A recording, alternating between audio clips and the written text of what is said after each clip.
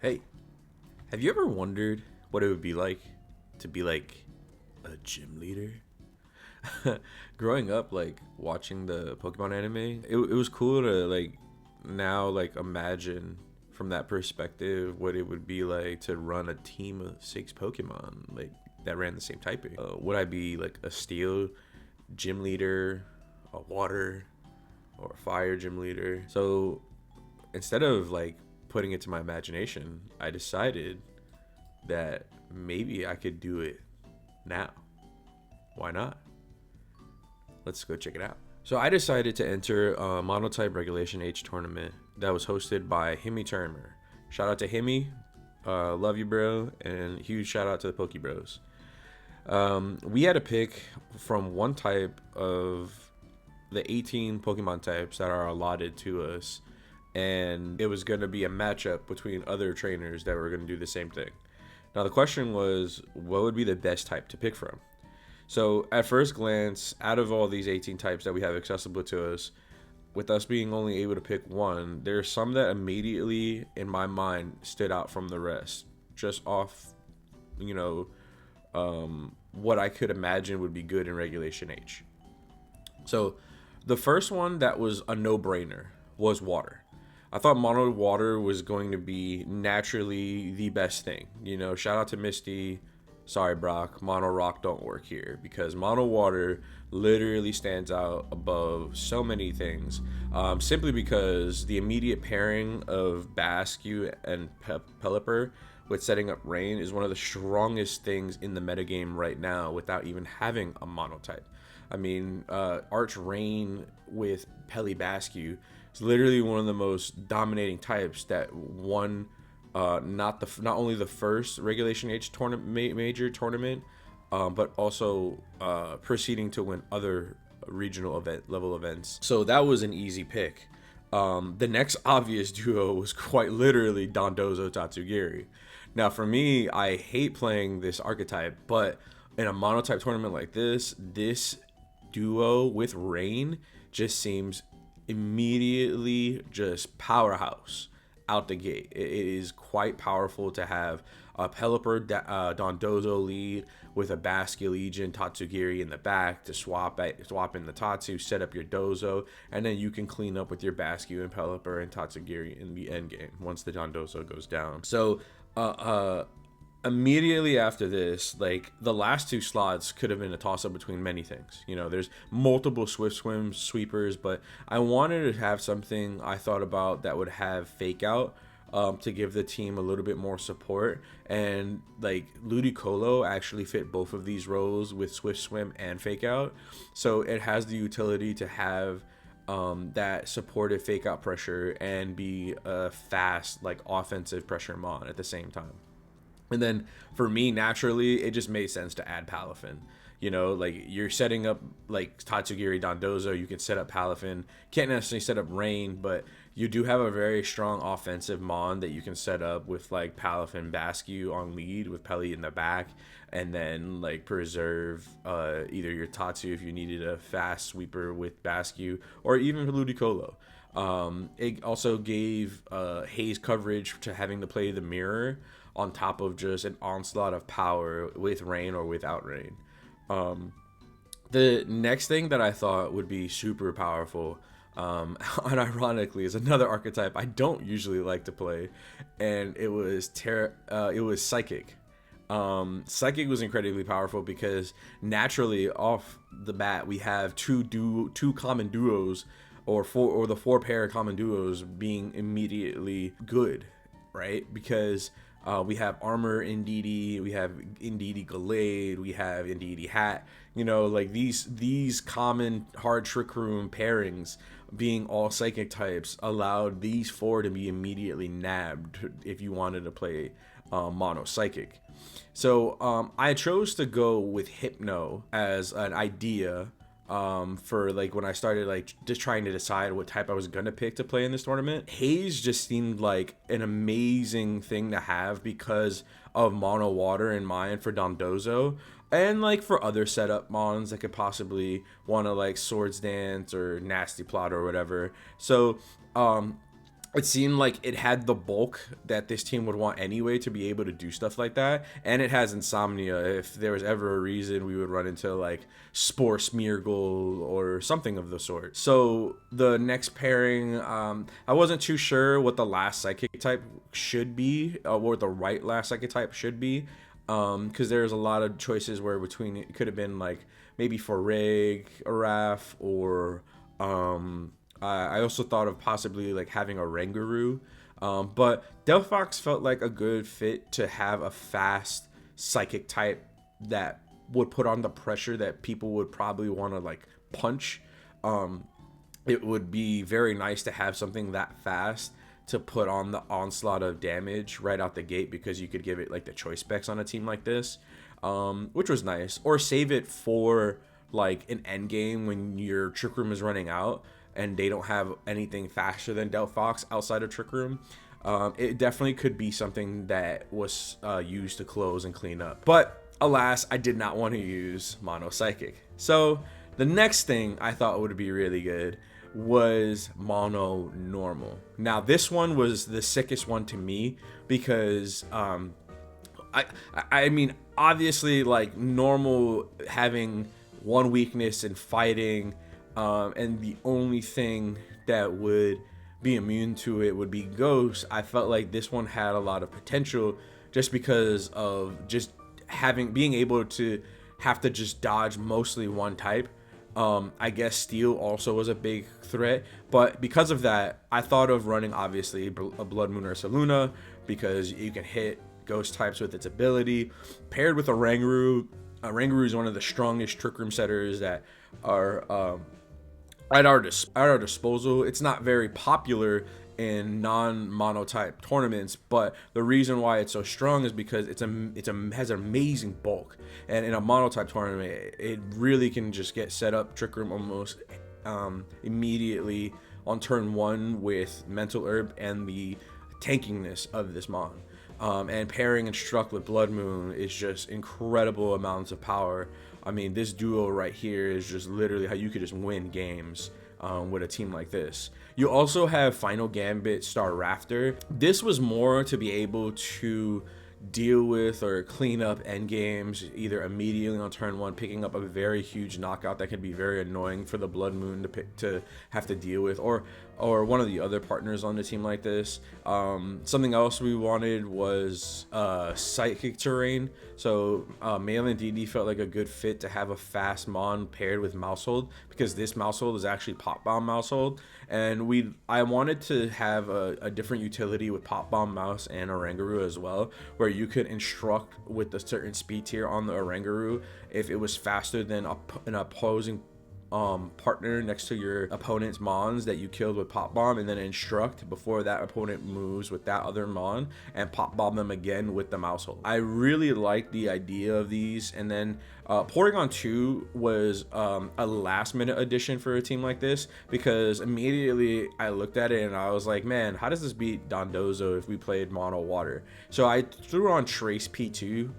Just because if you copy the Unaware, because you're always going to be able to copy the Unaware if it's just Dondozo Tatsugiri on the field, that way your P2 basically can 1v1 the Dondozo. And that was really nice for me to like think about as like a theory crafting as to how I would run a mono normal into mono water, and it was super interesting. But alas, this was another type that I passed up on, even though it felt really like strong in theory, and it was because of this next one and Steel, but mainly Ghost. Ghost was a type that I loved because you had so much potential with so many good mons in a mono type tournament, because I had thought that the things that this team would like weren't going to be super common in a tour like this. So immediately we get Annihilate. I mean, this thing is awesome. It has great BST, an amazing signature move with Rage Fist being able to set up somehow. Then you have Goldingo, who is obviously ignores status conditions with Good as Gold. And then being able to have Make It Rain with Nasty Plot makes these two guys like such an annoying duo for like almost any type of team to deal with. Sableye was something I wanted because it would give me Sunny Day, which would help against other weather teams like Rain. It gets fake out pressure. You have Quash, and you also like could run different types of utility moves on this Mon that were really helpful to fill out the holes of the team like this. Sinestro was something that I wanted to have on the team because it also would help against Dondozo, because in most cases like a Sinestro could like just really be a nuisance for a Dondozo to deal with, on top of the fact that it also would support a bulky Mon like Goldingo and Annihilate on switching. It just felt really, really, really nice to like have that and redirection at your disposal, as well as being able to set up Trick Room for a pseudo speed control. Again, mentioned Sunny Day Sableye. It also paired really well with Hisuian Typhlosion on a team like this, so that you had a nice, strong, heavy hitter, either to close or to start out the gate to pick up quick knockouts if your opponent didn't have a real answer to a Terrifier or Sunny Day Eruption. And then Dragapult was just like, if it just naturally felt like it needed to be on the team because of just a fast offensive Mon that could pair really well with Typhlosion, because they have good coverage with Dragon and Fire, since Steel types or Steel Terras would be the thing that you would try to do to resist or get out of being hit by that dragon, heavy dragon damage. But alas, this was another type that I felt like would be a little bit awkward. I felt like it would definitely have a good run and be very strong, but I wanted to come up with something that I felt like had the utility to beat everything, because the Dondozo matchup on this team, it's kind of sketchy. It's not as super consistent as it may look. It does require a lot of finesse to be able to deal with a mono water team like this, but I do think that this team definitely had the potential to go very far in a mono type tournament like Himi's hosting here.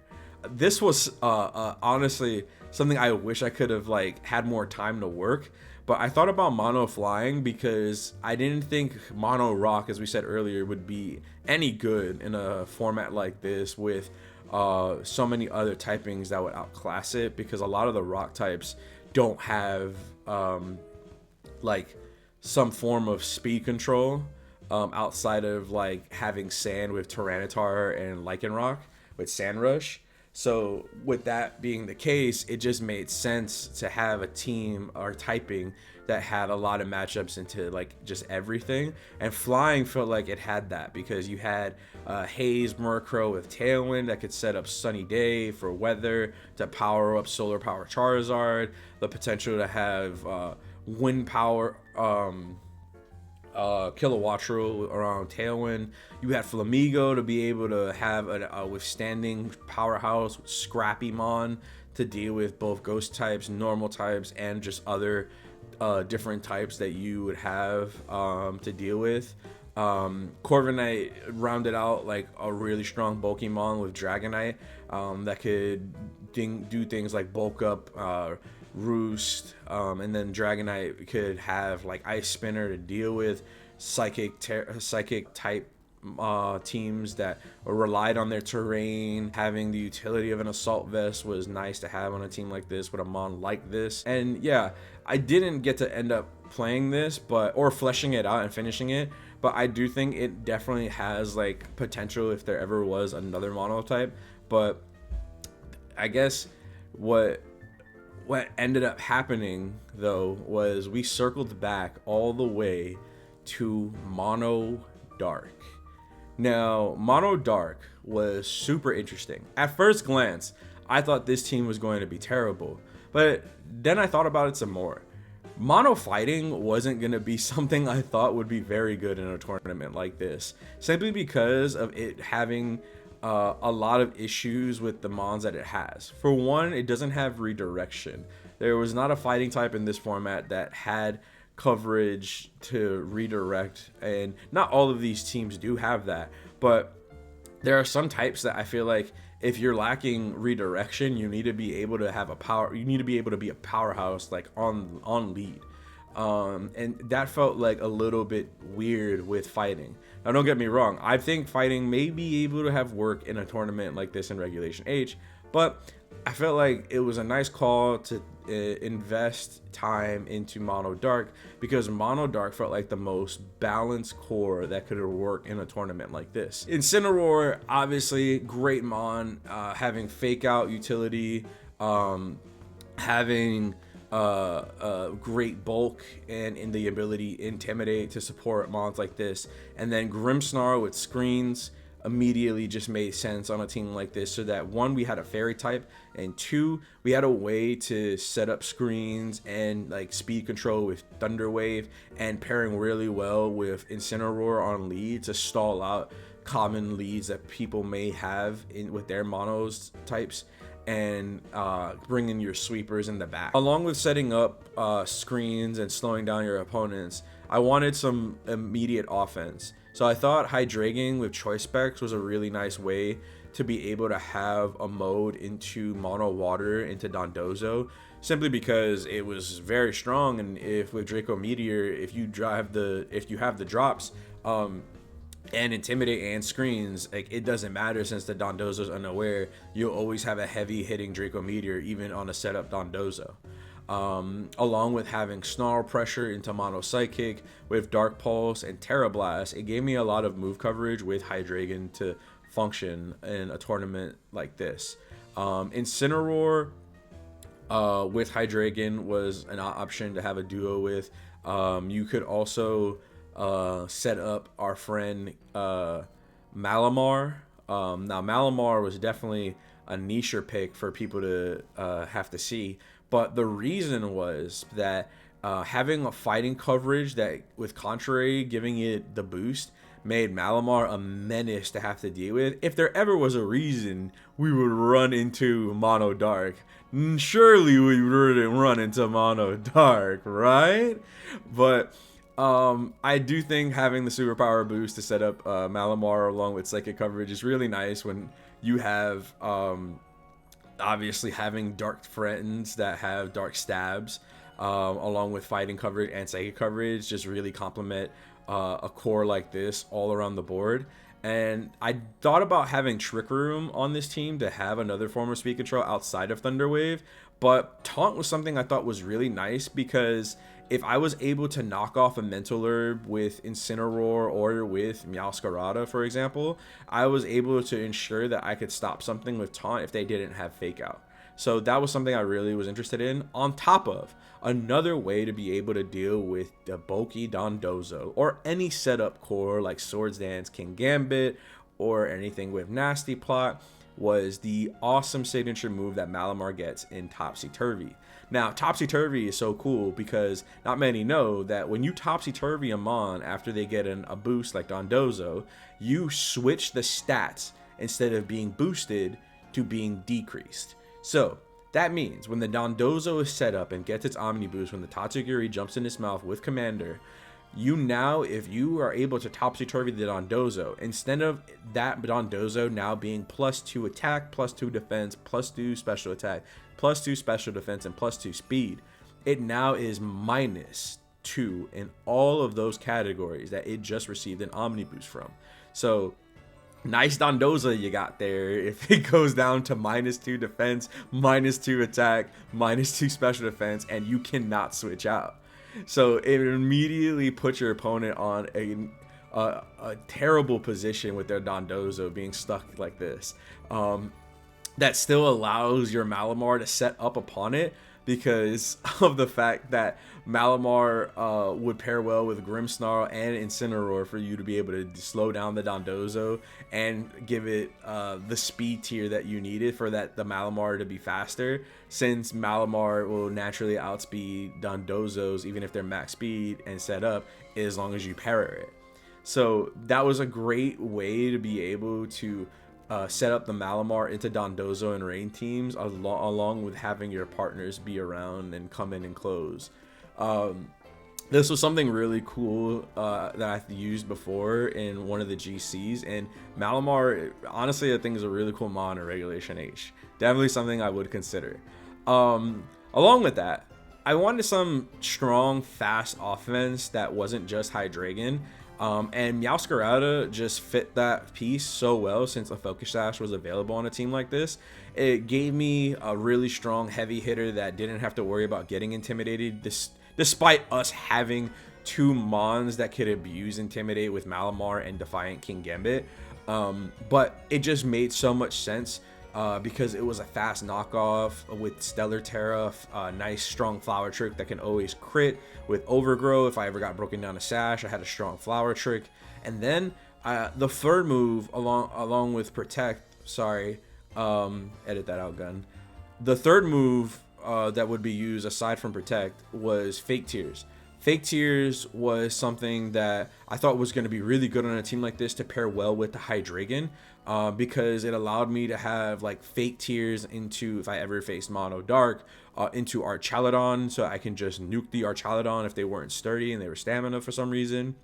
Or really bulky Mon, that anything I could have thought of that I could have ran into that I wanted to Fake Tears, like a Porygon 2 or a Blood Moon, or even an Annihilate. Like, this would be such a nice way to be able to like just nuke that slot, on top of being able to set up my Malamar by giving it +2 defense with Fate Tears and Contrary paired together, so that your Malamar, if you're going up against a bunch of special attackers, can now be in a special tank for it to stand there and just set up and be in a nuisance. I thought this was a really cool idea.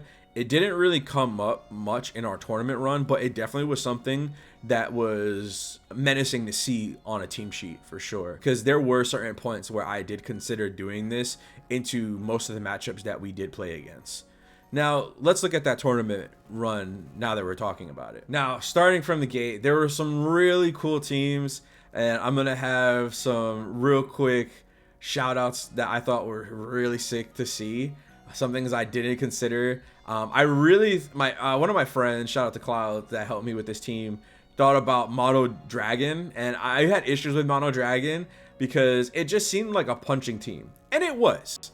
As you can see here, it definitely has some utility to be able to deal with Dondozo with Haze and other setup mons. This was a really cool team though that had screens, Dragapult with T-Wave and Hex. It had Choice Banded Garchomp, Power Herb Sturdy, Archaladon, Specs Hydreigon, and Loaded Die Baxcalibur. And again, this typing was cool. It was something that I thought a lot of people wouldn't use or inherently go to just because of not having Fake Out or Redirection. But I faced 2 Mono Dragon teams in this tour, and I will say it was a good typing, because it did have the power. However, it definitely was easy to abuse with having Fake Out and Intimidate and Grimmsnarl being a fairy type. So with that, like, I kind of was like right, but I do agree that also Clouds was right. You know, we both were right in the fact that this was a powerhouse. I mean, these Mons are some of the Dragon teams that we did see in this tournament were super powerful right out the gate, because they just had immediate punch power, which was nice. But alas, it did not win it all, but making top 8 was quite impressive, I will say. This other team that got to cut this tournament was Mono Ice, and I quite literally would have never thought that this would go this far, but it was super sick to see somebody. Shout out to Royal Poppy is what I'm gonna say. But this was a really sick Mono Ice team. I mean, like, you had Wide Guard for Frosmoth, Tailwind, Aurora Veil, double Aurora Veil to have screen setup coverage, and it does really well with Mons like Baxcalibur, Abomasnow, Rotom Frost to have screens like this. And even Frosmoth, if your opponent has mostly special attackers, it really makes this team like a nuisance to deal with. You get Fake Out with Weavile, you get Triple Axle, which is really nice to deal with Sash Mons. Throat Chop is awesome if you go up against Primarinas, maybe Incineroars if people run Mono Fire or Mono Dark to stop Parting Shot. And it does actually have an array of move coverage between the Baxcalibur with high horsepower, earth power on Abomasnow with grass and energy ball, so you can deal with water types. I'm surprised there wasn't any freeze dry, but I do understand why our friend here wanted to have Icy Wind for a form of speed control outside of Tailwind. And then obviously Rotom Frost was just like the sickest thing to see, because we really don't see Rotoms in this format, but seeing Rotom Frost on a team like this was super, super cool. But yeah, it was definitely, again, not a type that I expected to see, and it did not win at all, but seeing it make it into cut was really, really, really sick. Now, speaking about the teams that made cut, looky what we have here. There is quite a bit of mono water that we see here. So, not surprised, we see on almost every mono water team the core four of Bascu, Peli, Dondozo, Tatsu. What rounded out these teams was quite impressive. We do see Ludicolo on one version with Primarina, which also, not gonna lie, pretty good to have like a fairy type as well as spread hyper voice damage with liquid voice. That definitely is a menace, and you getting access to haze with a mon like this to deal with the mirror if you have to face it. And then we see Palafin on this version paired with the Primarina as well. This one was by far the coolest. Seeing Quaquaval on this was super sick to see, because it gave you flying type coverage with Brave Bird. I'm assuming they wanted that to deal with grass types along with Pelipper, so that Pelipper wasn't the only ones just spamming flying type moves. But it was super, super sick to see overall. And Terra Ground Basque Legion, I don't know too much about. I'm assuming they were respecting Mono Electric, but alas, that didn't really come up. I don't think we saw any Mono Electric teams in this tournament. But moving on, the next typing that we had discussed was Mono Psychic. Now, this was the only Mono Psychic team, I believe, that even made it like at all in this tournament. I could be wrong, but it was sick to see how far this one went. It had the Delphox. The only mon that we had different from this was the Farigiraf. And I can see why they had Farigiraf. If they respected like Mono Grass and someone had Rillaboom, then you could have Farig come in and stop like the fake out or priority pressure that any opposing team could have. But still, this was still pretty sick to see. Now, what was something that we spoke about as well was Mono Normal. Now, these two Mono Normal teams were exactly the same. I actually played both of these players, if I'm not mistaken, or at least one. I know I played Nader for sure, and they were basically running a similar team that I believe got popular in the Regnation H ladder, or the archetype of Belly Drum lacked with Indeedee for Rigoraph, so that you can set up the Belly Drum with the Custat Berry, sack your right slot, which would be the Indeedee, to click Follow Me, and then on the next turn you get to put on an onslaught of damage pressure with a +6 Custat Berry priority to bring in your Farigiraf or your P2 to have the ability to set up the Trick Room safely, as the Snorlax picked up 1 or 2 KOs that could possibly threaten the partner that wants to set up Trick Room. And then once that Trick Room is set up, you have a sweeping Snorlax with a Farigiraf or P2 with a potential Blood Moon in the back, or maybe a Staraptor if you feel like you're not going to be able to be as effective in Trick Room against the opponent that you might be facing. This was really annoying and really strong. It had a lot of coverage and offense with the Snorlax and the Custat Berry, but we were able to beat this archetype again in cut. I do remember actually playing Flimma. Sorry if I butchered your name, but this was a really sick normal team. Alas, we spoke about all of these typings, but yet one seemed superior of them all, and it was our Mono Dark team. Now, it was really sick to see this, because we actually faced another Mono Dark team in finals, and I faced Silverwolf Simp, who was also running Mono Dark in the Swiss rounds. And might I like say, like, Mono Dark was like so impressive to see. It was used because people were using Mono Ghost. In fact, I paired into somebody that was like 4-0 with Mono Ghost, and Mono Ghost did seem really good. Shout out to Sonic Queen, who had looks like in the highest placing Mono Ghost team that didn't make cut, but like still they got top 16 in this tournament. And it was really cool to see like Mono Ghost. Like look at all this Mono Ghost that's like all right here. It looked like it was just like on the cusp of greatness, but it did struggle with 3 mono darks making it into cut. So and then also 3 mono water teams, or 4 mono water teams making it into cut. So like that being something that it would struggle against, on top of having to face mono dark, which is something I'm assuming a lot of people didn't expect.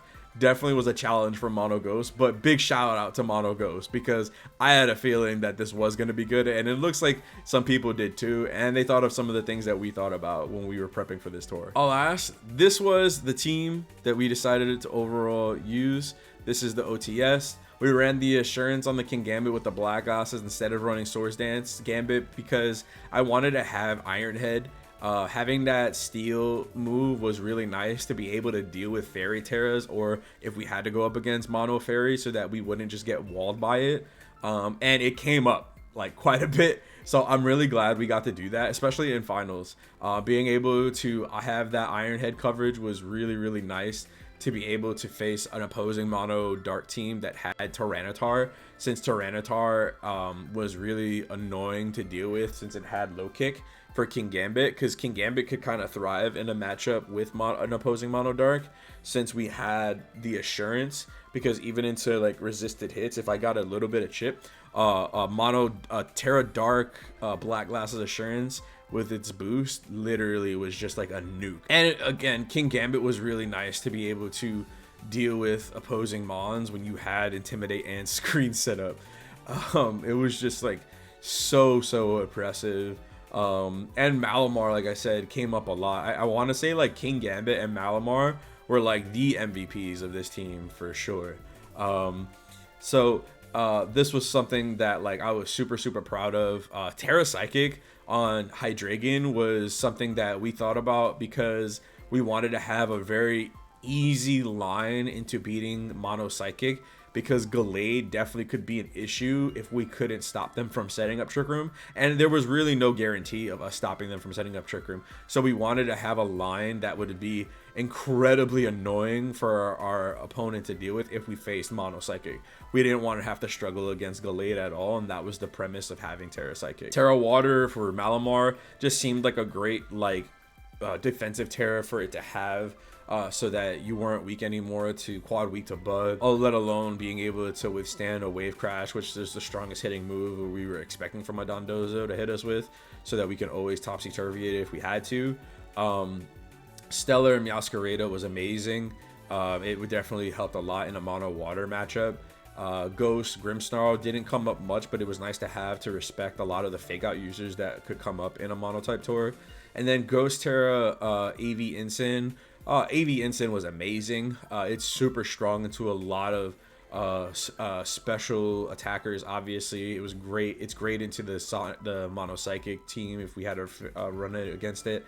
However, I think I would change the Terra type on this Ensign to Ghost to Fairy, simply because of having to deal with mono dragons. If I had Terra Fairy into mono dragon, it definitely would have been a lot easier to use and play against. But alas, we still were able to beat that.